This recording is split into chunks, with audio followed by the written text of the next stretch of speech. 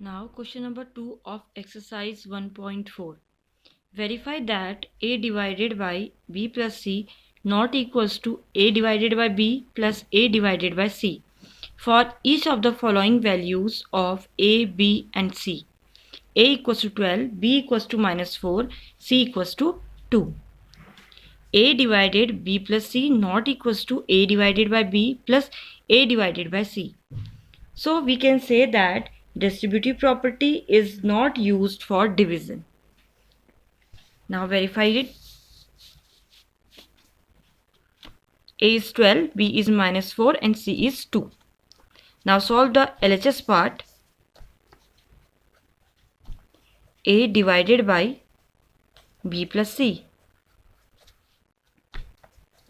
A is 12, B is -4, C is 2. 12 divided by minus plus is minus. 4 minus 2 is 2. And 4 is a greater number, its sign is negative. So the answer will be negative. 12 divided by 2 is 6, minus 6. Now solve the RHS part.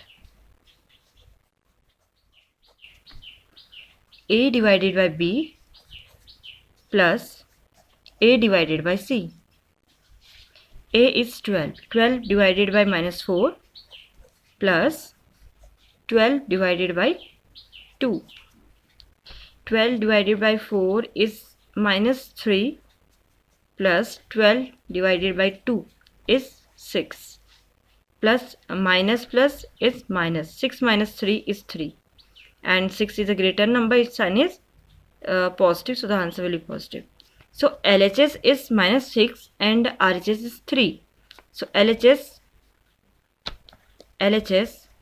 not equals to RHS. -6 not equals to 3. So verify it. A divided by B plus C not equals to A divided by B plus B divided by C. ये distributive property है. Distributive property division के लिए use नहीं की जाती है.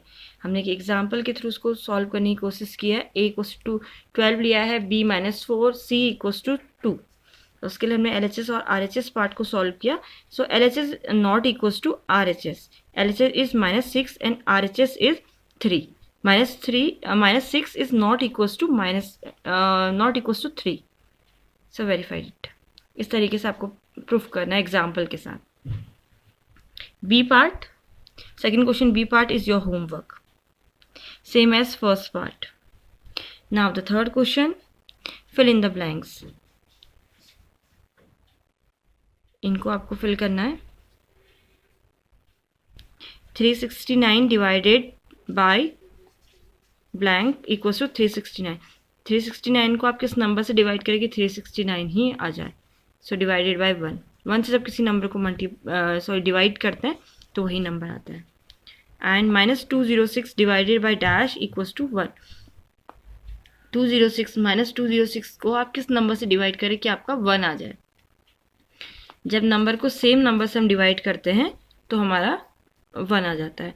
But ध्यान रहे 1 आपको +1 लेके आना है, तो यहाँ पर भी माइनस होगा बिकॉज माइनस इज प्लस.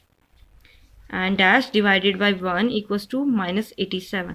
आप किस नंबर से 1 को डिवाइड करें कि -87 आ जाए?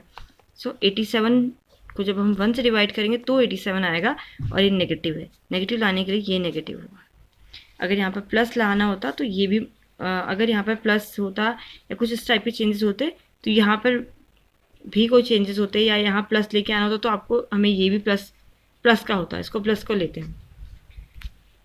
Now G 12 divided by dash equals to -2. 20 divided by dash equals to -2.